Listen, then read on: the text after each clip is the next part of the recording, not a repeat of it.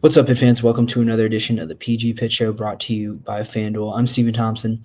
That's Abby Schnable. We cover Pitt athletics for the Pittsburgh Post-Gazette, and we are both, I guess, still holed up, right? I mean, you for other reasons as well, but we're all still kind of buried under a bunch of snow. How did Snowmageddon hit you, Abby?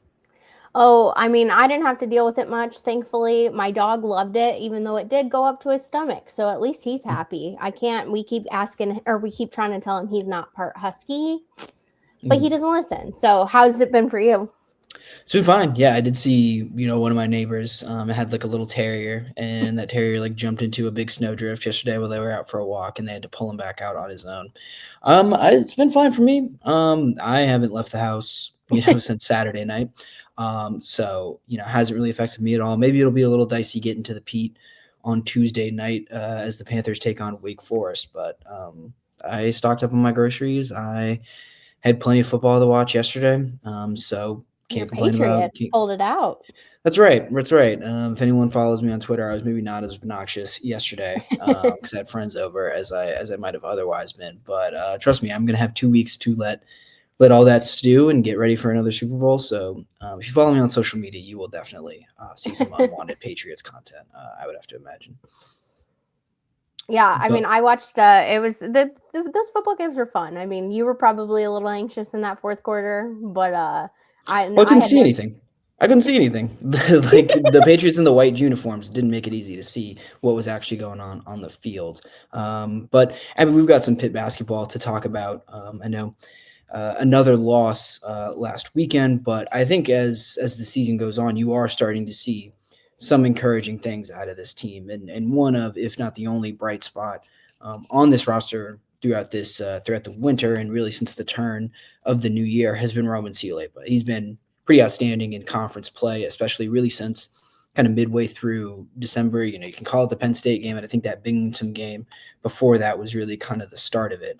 Over his past 9 games, averaging 13.6 points per game, doing it while shooting north of 61% from the field, or excuse me, from 2 point range. He's also shooting about 39% from 3 point range. Just seems like a lot of it is kind of starting to come together for Roman Siulepa. And you're seeing, there were reports when he was being recruited that this was a guy who had NBA potential.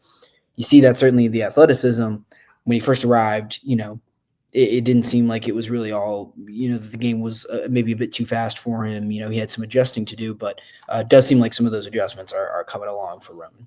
Yeah, I remember at the beginning of the season when I would get nervous when he went up for a three, just because it didn't seem like it was gonna make it in. And now, most of the time, I'm thinking that three is gonna go in, and if it doesn't, someone's gonna get the offensive rebound, if not himself. This is a guy who, if you're not sick of it already, the broadcasts say it all the time. He played rugby, and I think his physicality is one of his biggest strengths, but it's also a bit of an Achilles heel. One of his biggest strengths in the sense of, Pitt may not be making their layups for the most part, but Roman Siulepa is. He could have 2-3 guys on him, and he's going to find a way to the basket.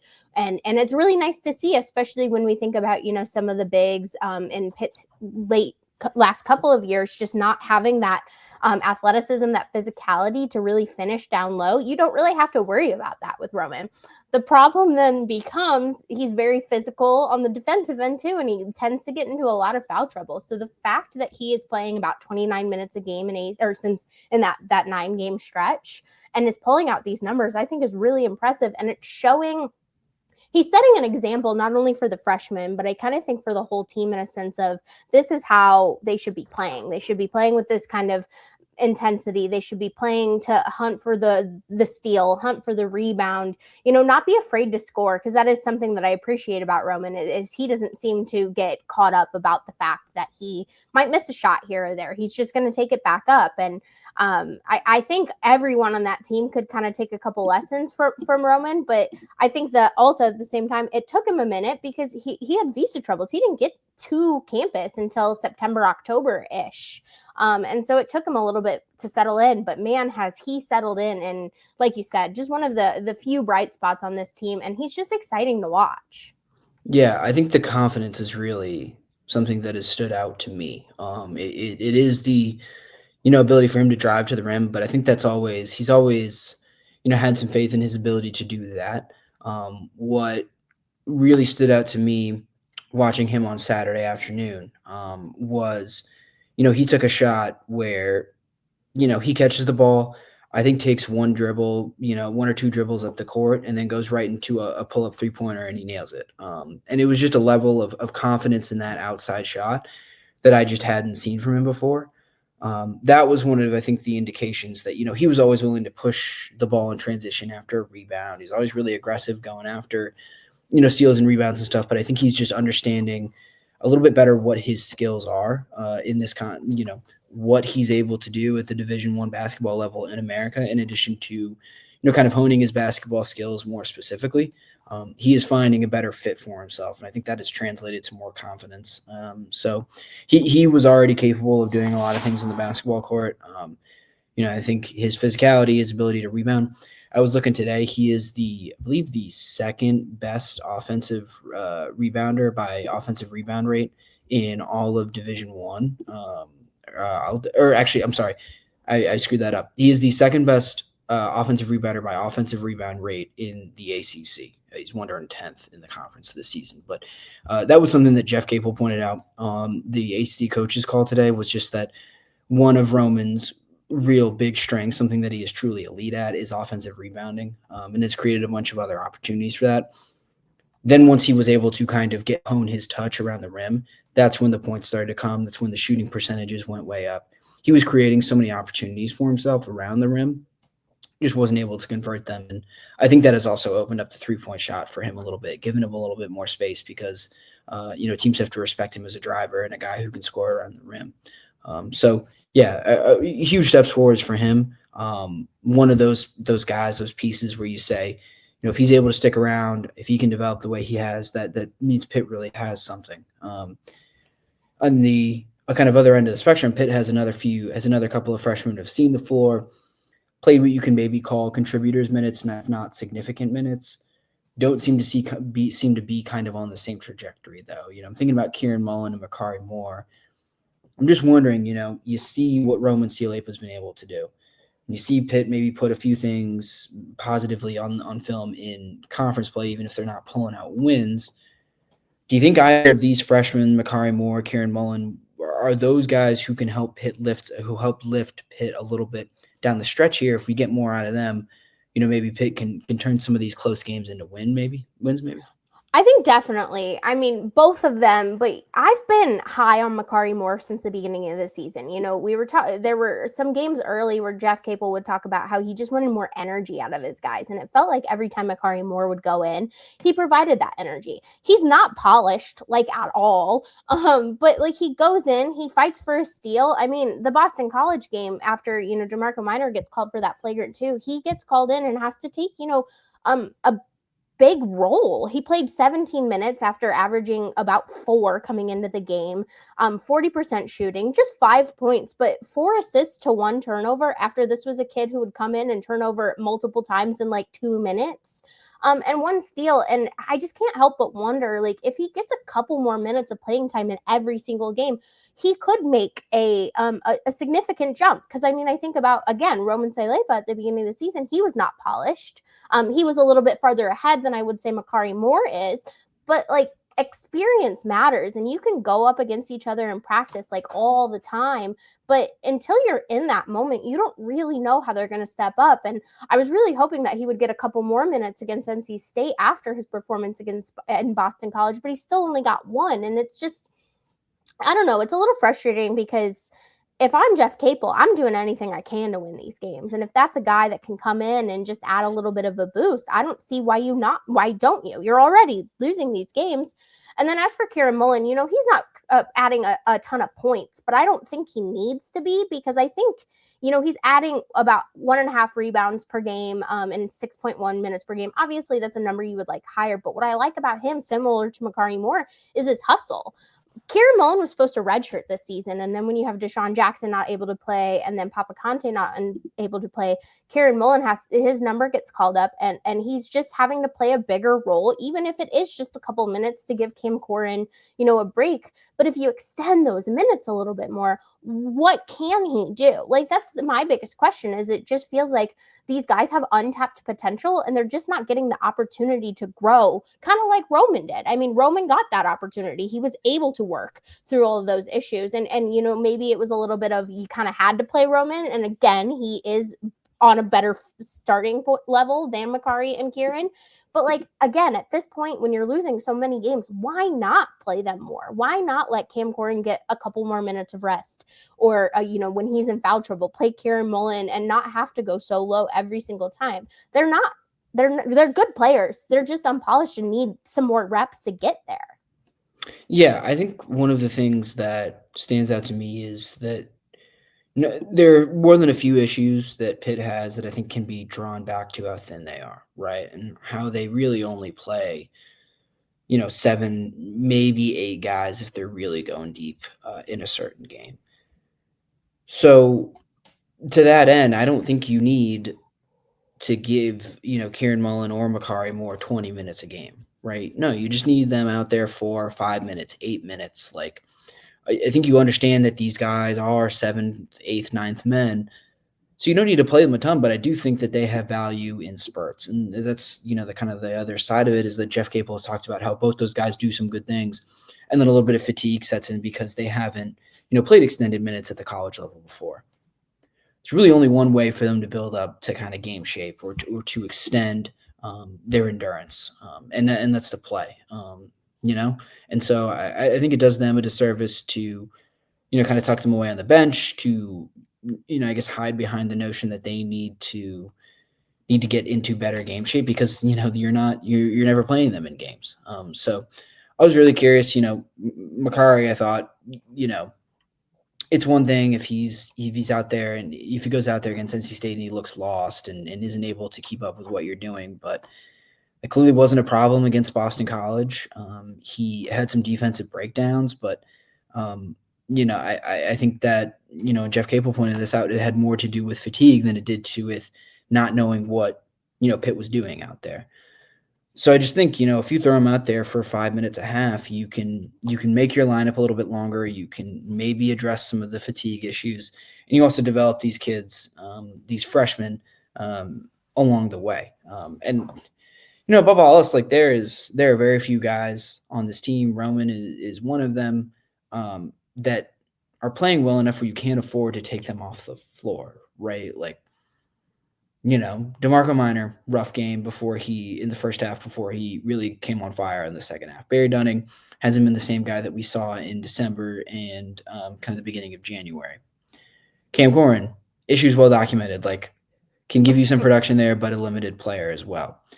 So just like Roman is really the only one who you can, I think, sit here and say that is someone you need on the court for every available minute. And he's got to help himself out, there with not, getting into foul trouble and everything like that. But yeah, there are very few, if any, guys on this team playing well enough that you're going to say Macari, who was able to give you, 4 assists to 1 turnover, off the bench at Boston College, like you could use passing like that. You could use a little bit of depth in the front court with Kieran coming in and doing the things he does, screening and, defending the rim a little bit. I just think those are really valuable. They could be even more valuable. It just feels like you're leaving something on the table a little bit.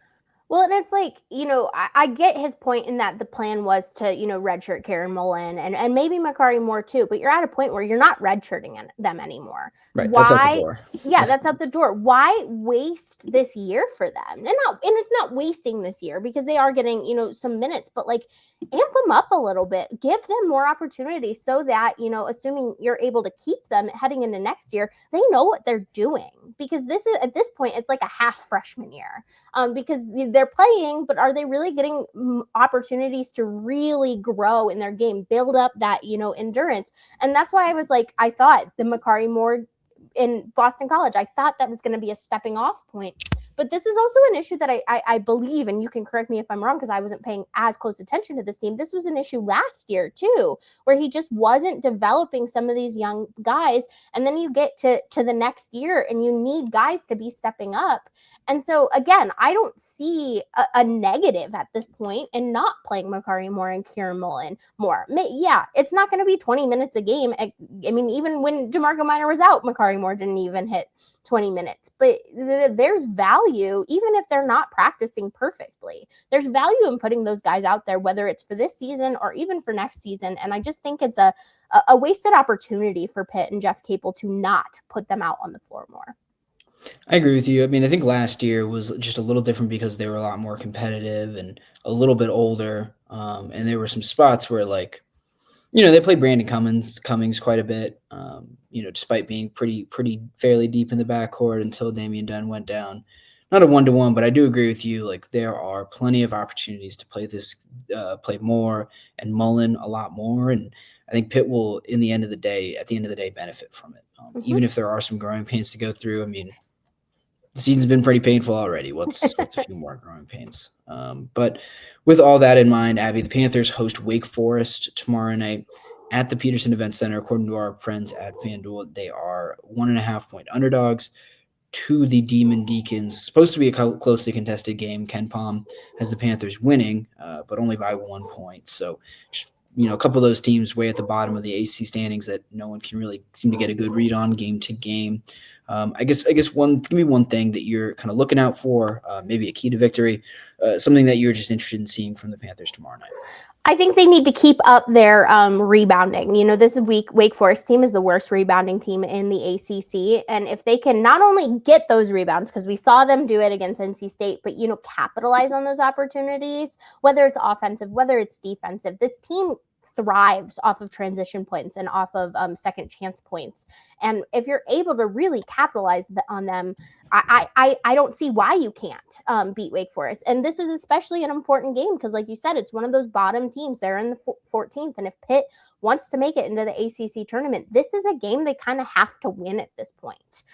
So if they can, take advantage of their rebounding, especially, against a team that is not particularly great at rebounding, I think that's a huge key to victory.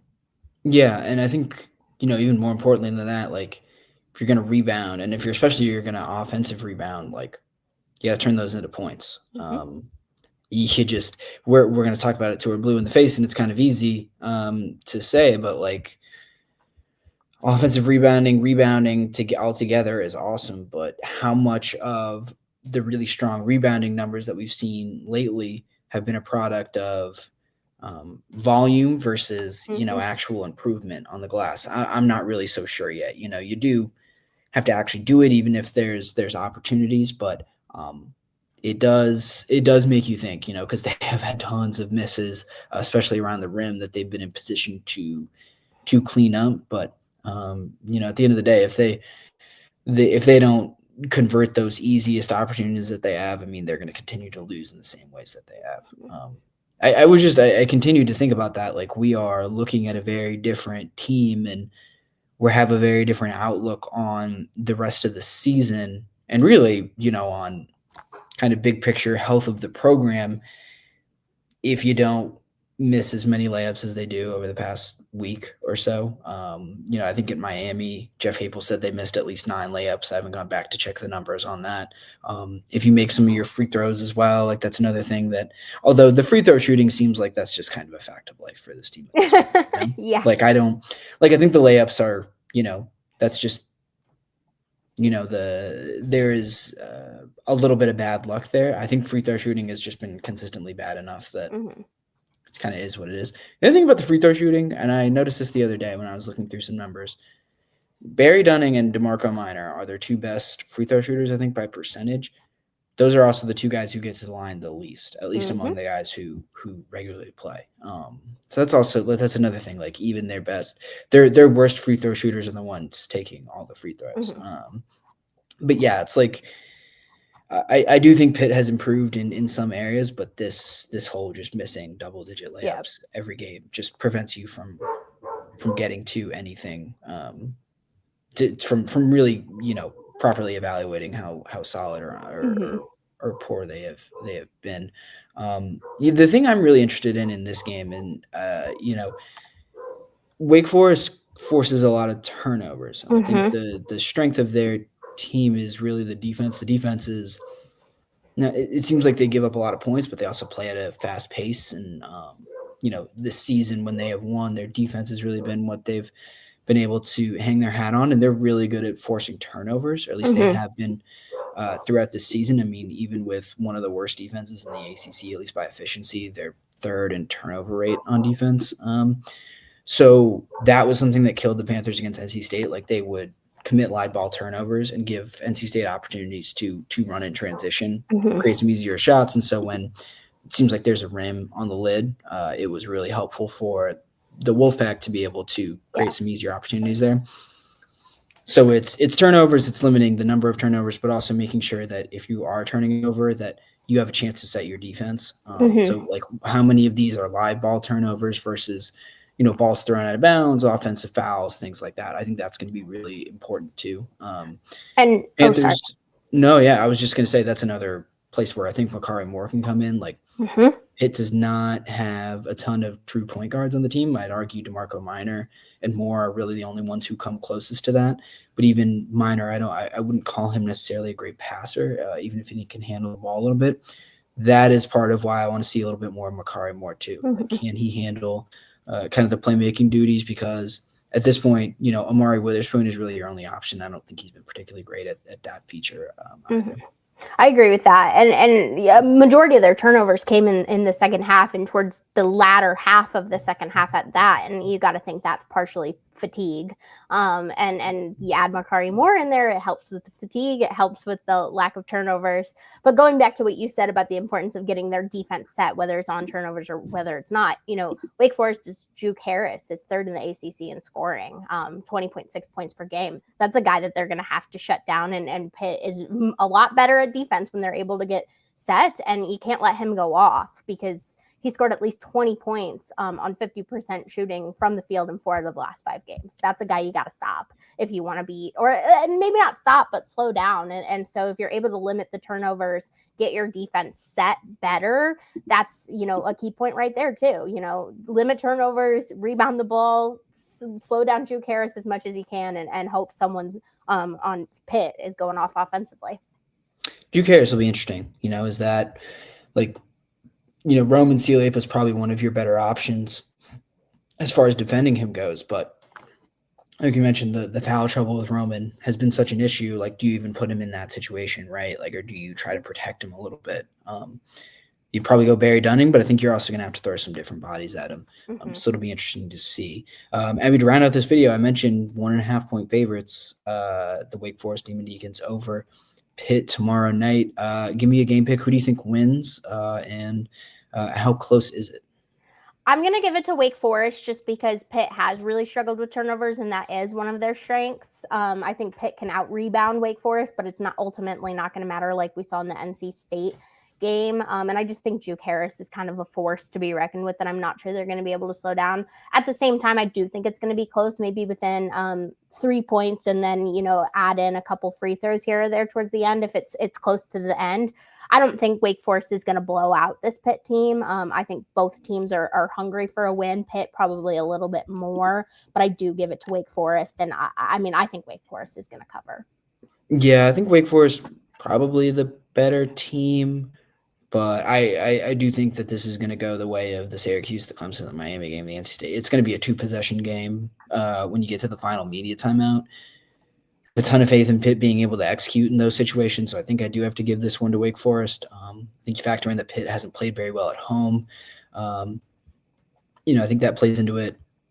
Might be an ugly scene by the second half on Tuesday night, just given the fan reaction and what Jeffy Capel said on Saturday night.